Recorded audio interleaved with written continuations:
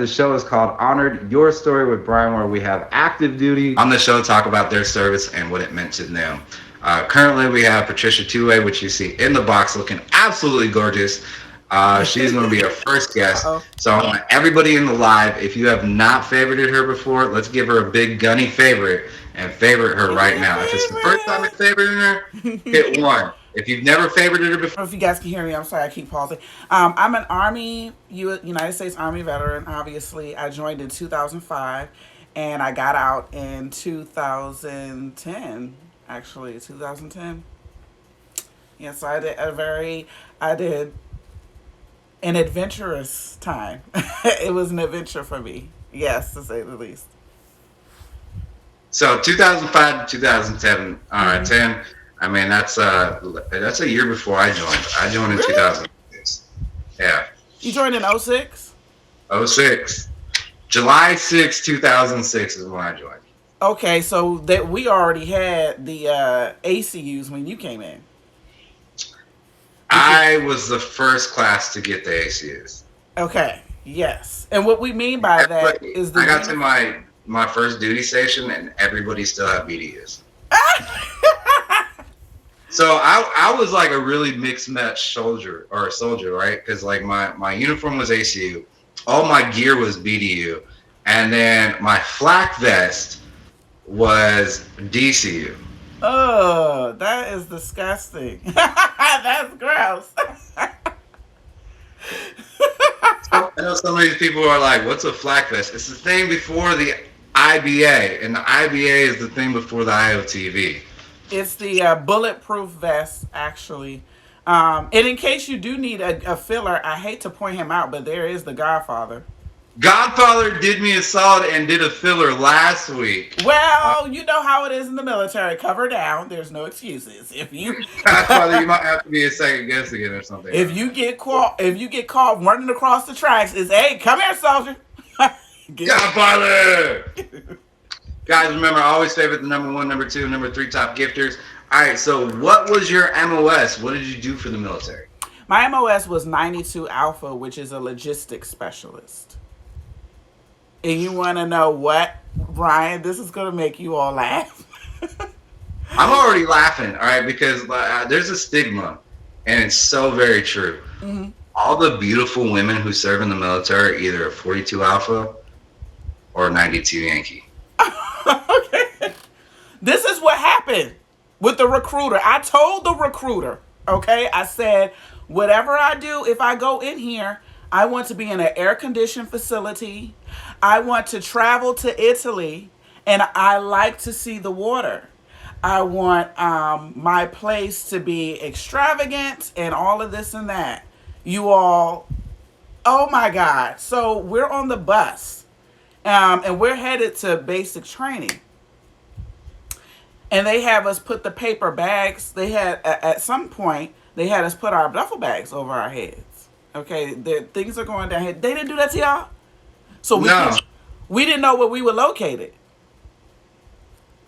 no, they didn't do that to us. Yeah. Oh man. By the time you came along, I think they got rid of our drill sergeants were from Desert Storm, and their minds wasn't right. Thank you, Calypso.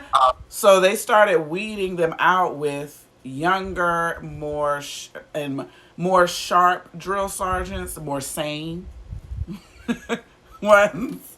That we were going through things that you know folks in Vietnam or something. It was just wild. You know, Um, I definitely, I must not have gotten those drill sergeants. no, no. When we got there, when we did get there, they took the duffel bags and threw them in a pit at the bottom of a hill, and you had to run and go find yours. Did y'all go through that? No. When I got off the bus, right? We picked us up from the airport, shuttled us over there, basic training. We had like the week of the in process and before basic actually even started. And, I just remember getting there. I didn't even have a duffel bag yet, but, getting there from the airport, off the bus, the first thing they did for us, thank you so much, Godfather and Clips, a big shout out to you guys, is made us empty out everything and strip down to our underwear. Oh, wow. So pockets were turned out, everything, they were looking for contraband items, Hmm. which it was like everything. Everything was contraband. Gum, contraband. Candy, contraband. Right. Porn, contraband. Everything was contraband. So they didn't leave us much. And we ended up, going down and getting issued our initial issue. And then, yeah, that was my introduction to basic. A big shout out to, again, my number one, number two, and number three top gifters. I appreciate it. Right now, we currently have Patricia Two-Way in the box, and we're grilling her, right? We're finding out about her service and what it meant to her. The show is called Honored Your Story with Brian. Thank you for tuning in. I appreciate you. I think Patricia is probably going to hang out in the box the entire time. We got this. Second guest did not show up, so we're going to have an opportunity to go a little bit more. Article 15 will be waiting. Exactly. We're going to have an opportunity to go a little bit more into the questions. Yeah. Peanut butter cup. That's my wife. Hey, peanut butter cup. No, that's my wife. My real wife. Oh, hey, peanut butter cups. All right. So going in, we're talking about basic already. So what was basic training like for you?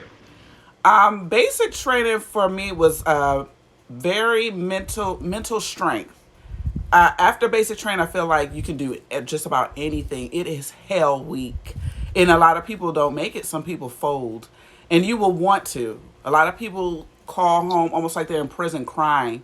My people weren't having it. They were like, well, you're not coming back here because we've already turned your room into, the study. I was like, excuse me? And then I worked so hard to get that 25 cents to make that call home to mama. And she was like, oh, no. You need to figure it out. But oh, I'm sorry. You thought you was coming home? Yes. And it was a bubble burster for me because, my personality is very, bougie and clean and stuff like that. So I get there and it's like, throw some dirt on it. Right. Move. Get out. All of this. But I quickly picked up into it. I started off running in D group, which, that is our running groups are A, B, C, D. D group means that you are the slowest. You are so slow. It's a shame that we have something called straggler control that has to. See, D group is not actually a thing. D group is just walkers. Yeah. Well, I was doing my best. But I did not like being in D group and what it meant to the point where I would do everything that I could, and eventually I ended up in A group. Every day was like, the way that I taught myself, I said, you know what? This is 13 weeks of basic training. It has got to end.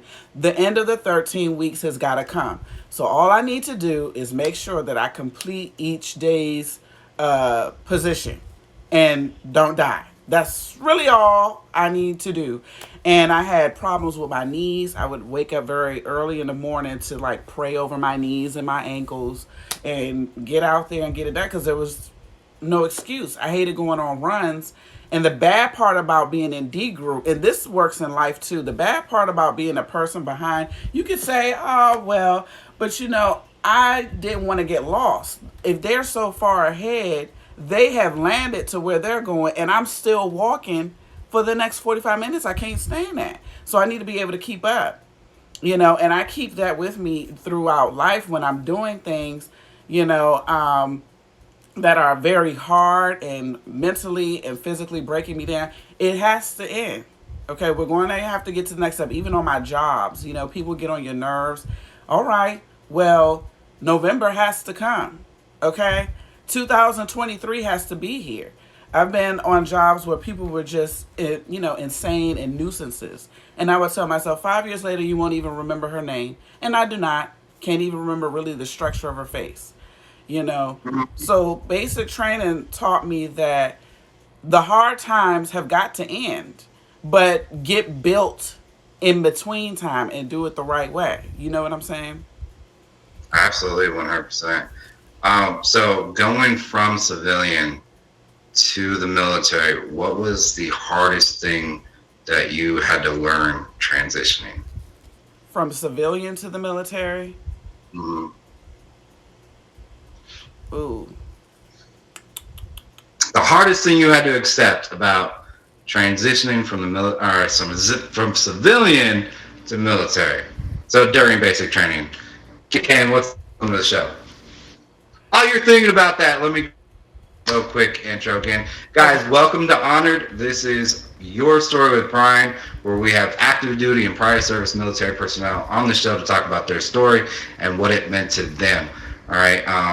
Currently, we have Patricia Two-Way. If you're coming in for the very first time, you've never seen her before, do me a favorite.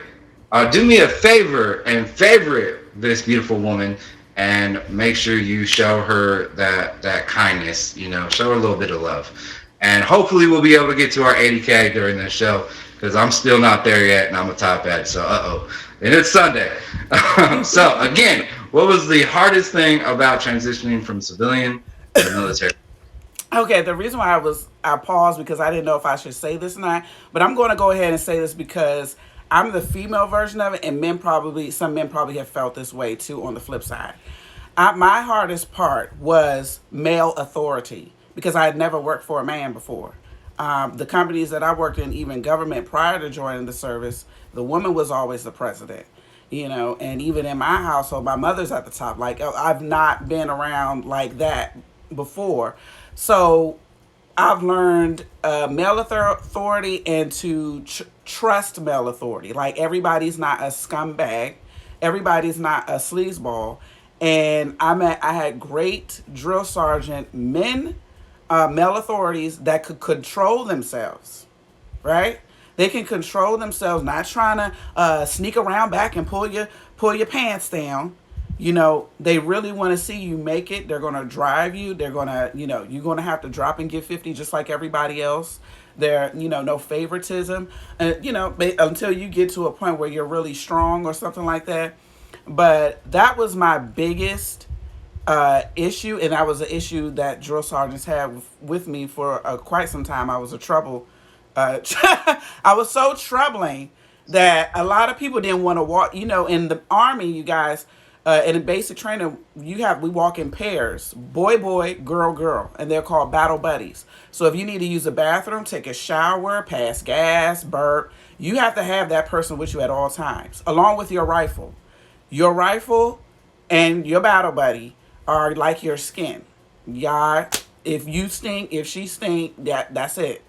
But a lot of people wouldn't want to go with me from one place to the other because the drill sergeant will stop me in mid hallway and have me do push-ups based upon the way I kind of carried myself a little nasty. Like, you're not gonna tell me what to do. And what made it even worse is that I would allow them to because I was strong, I could do endless push-ups, but my buddy couldn't. You know what I'm saying? And then I would look, and they would have to release. They would have to feel bad for the buddy and release the buddy, and switch it out with different buddies. Because I'm like, look, we can do this all day. Let's smoke. We smoking? What we smoking? So I'm taking it. The hardest thing for you was for just accepting male authority and then learning to keep your mouth shut. Right. I haven't learned to keep my mouth shut yet, but I have. All right. So moving on. What was your favorite duty location and why? Where were you stationed? Okay, Fort Lee, Fort Jackson, Fort Lewis. That's where I went to, by the way. Fort Lewis was my favorite in Washington State. That's home. Yes. I'm from Tacoma. Really? Right there? Really? Yes, my kids are Tacoma kids. They are Madigan babies. All right. So why was Fort Lewis your favorite? I think I know why, but let's hear it from you. That was my permanent duty station. That's kind of like where all of my memories happened. I go there, a young girl.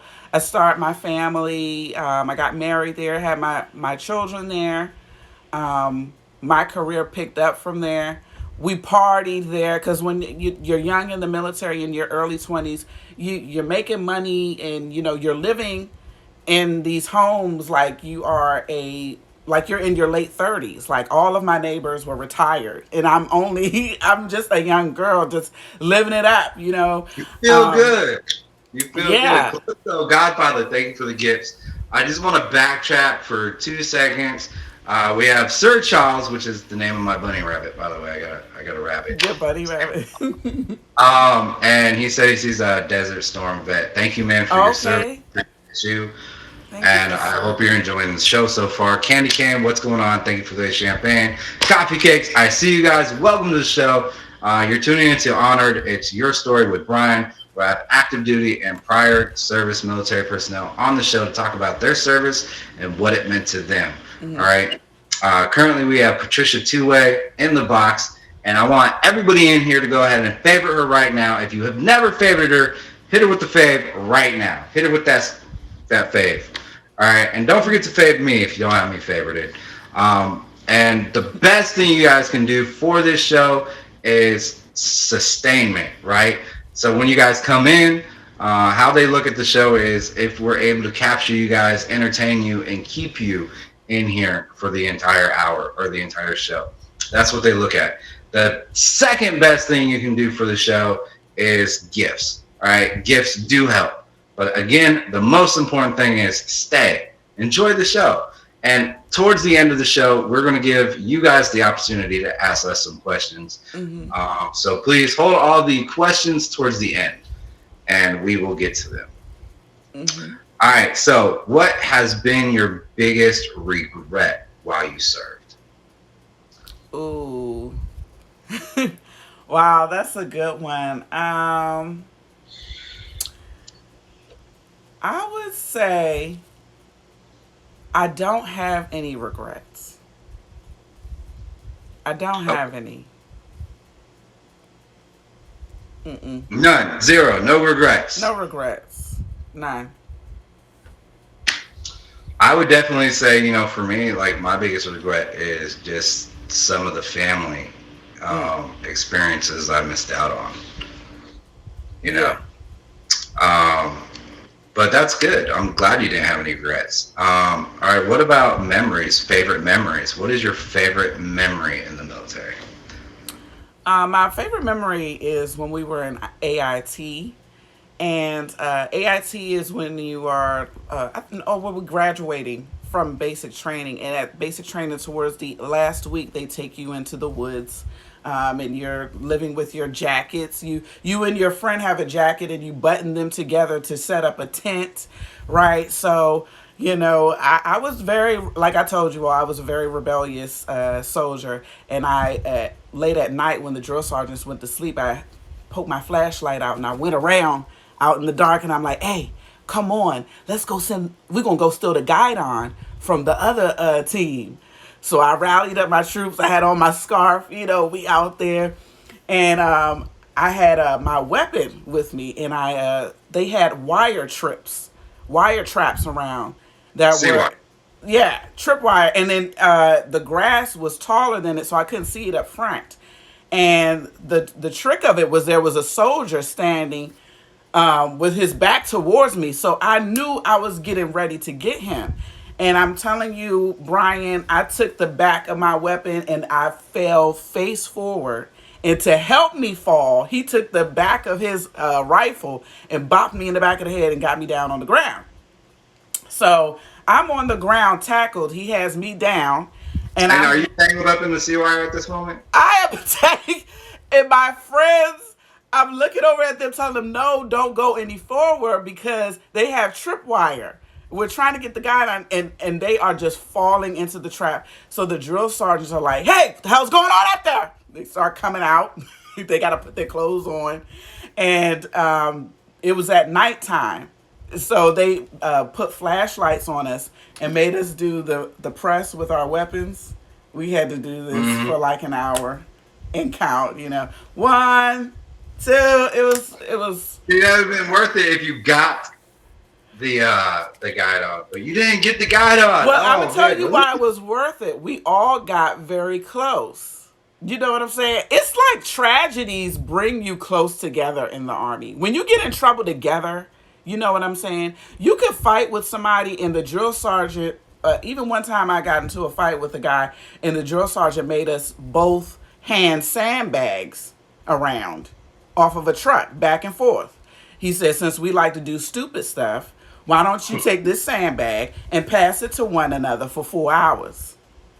All right? You got to Crazy. pass a sandbag back and forth to your enemy for 4 hours. Y'all going to come up with a plan to work together. Thank you, Nico. I appreciate it. All right. So moving on. Your time in service. How have you grown, or how did you grow while serving? I would say definitely mentally, physically. I've grown to be able to train my body at any time. I've grown as far as friendships. I think more open to friendships because we're so family oriented, that we may not have that, although we probably should sometimes, that close offness as others, and we're so used to being up under each other so much. So I've grown as not being a person that's isolated. Um, Able to rely on somebody, yeah, definitely. Hmm. because that is something you have to do. Is you have to rely on people, Yeah. especially in the military, Hmm. especially when they're falling over tripwire over each other. Yeah. You know. And he was cute too. I liked him. Oh, well, the drill sergeant. No, the guy that hit me in the back of the head with the rifle. I really I liked think him. that might be a different story about some preferences. I don't know. Uh, remember, guys, PG-13 featured show. We're not going to explore that. Moving on. A moment you enjoyed so much that actually time stood still. And I can give you an example of this Yeah. if you like. Give me an example. All right, for me, it was we were in the field in Germany, and we had our launchers set up on the side of a mountain. A few hundred yards down the mountain was where we are like, our base camp. Everything, the tents, the life supports were set up. But about a mile down to the bottom and sitting in this ravine was literally this old school town that you would see in the military, or not in the military, in a movie, like like an old King Arthur movie or something. Like village, just absolutely gorgeous, and beautiful hills sitting behind it. And it was about 6 o'clock in the morning. I was sitting on my launcher looking down the hill, and the sun was just rising up. And at that time, like this big bank of fog came over the hill behind the town or the village, and slowly went over the hill and engulfed the whole village. Oh And my I god. watched, and it happened in a matter of about 15 minutes. But I felt like it was forever. Like I just thoroughly enjoyed that moment. It just froze in my mind forever. Oh my gosh. Yeah, I can't think of anything like that where time just stood still. Nah, I don't think I can't think of anything like that.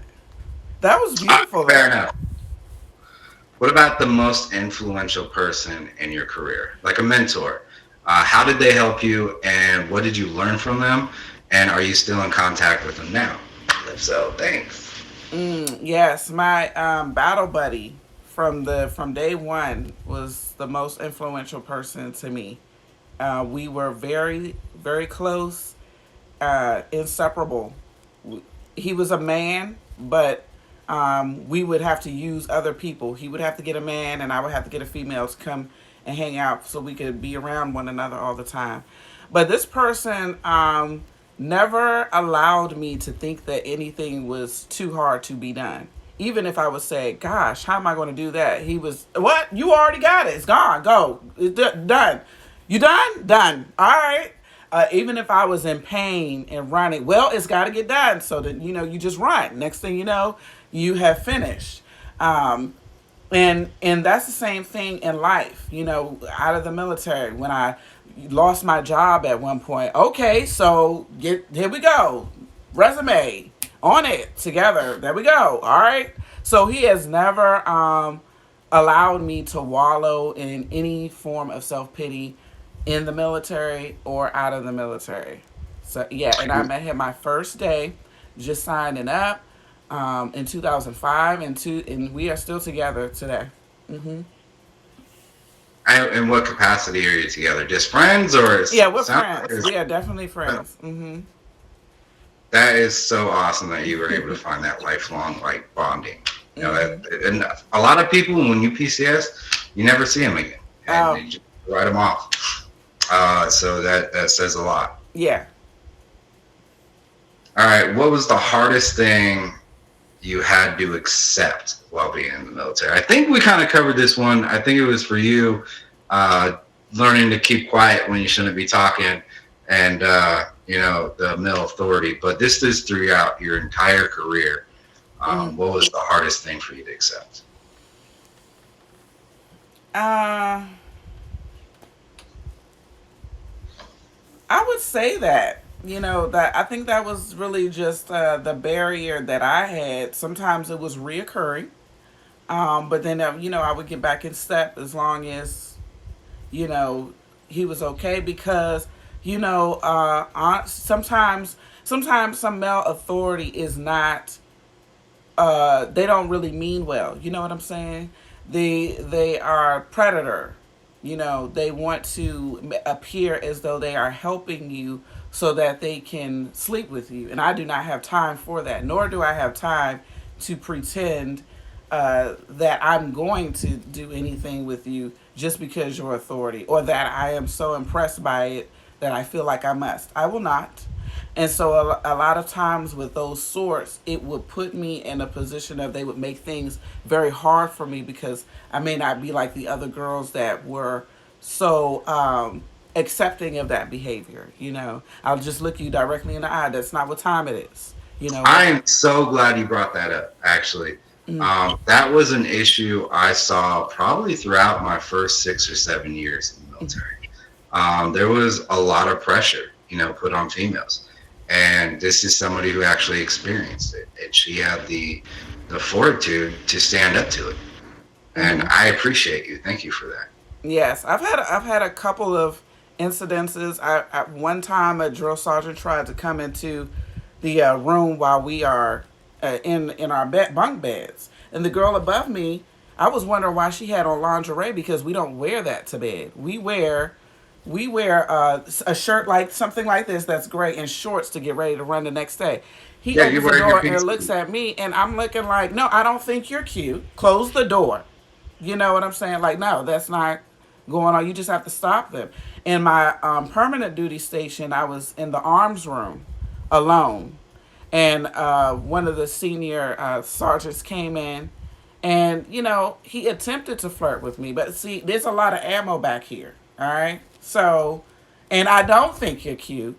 And I don't want you to think that I think you're cute. But I know you that I'm a sharpshooter. Do you know that? I have no, and a lot of sometimes the girls do it because they think it's going to get them ahead. If I flirt with him or if I allow this behavior, perhaps I can get promoted. And they end up doing whatever they do with them and then tossing them to the side anyway. And the one who gets the promotion is the one that didn't break down and do that. And then they, to throw that little rag doll, she gets sent to another company for some strange reason. Those are the ones that disappear. You go into formation. What happened to Private Powell? Oh, they sent her to company. You know, They usually go and work for battalion. yeah. No, but I will be. I'm glad to tell you. Oh snaps! Is that? He said I was an expert marksman. Thank you for the dinosaur. What does that put me? Like 9K away? Yeah, I'm 9K away from my 80K. So definitely big shout out to Godfather jumping up in that number one. So again, please guys, favorite my number one, number two, and number three top gifters. We're almost at our 80K, which is freaking awesome. Almost Um, there. I was marksman as well with the so there's expert at M16. the top, sharpshooter, and then marksman at the bottom. Yeah, and I was expert with the saw. I love the saw.